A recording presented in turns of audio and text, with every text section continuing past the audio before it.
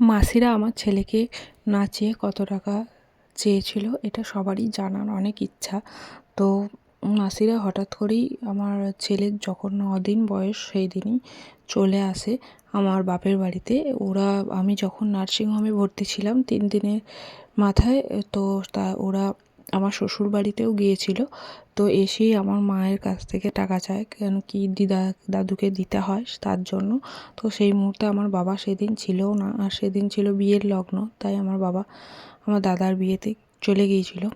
তো আমার কাছেও সেরকম ক্যাশ কিছু ছিল না। মাসিরা আমাদের কাছ থেকে 23,000 টাকা চেয়েছিল, কিন্তু আমি বলেছিলাম 5,000 টাকা দেবো, কিন্তু নিতে চাইনি। শেষমেশ 10,000 টাকা আর একটা কাপড় আর চাল নিয়েছিল, তবে তেল নেয়নি। তেল আমার মানে ওমের মাথায় একটু লাগিয়ে আশীর্বাদ করেছিল, আর আর কিছু নেয়নি।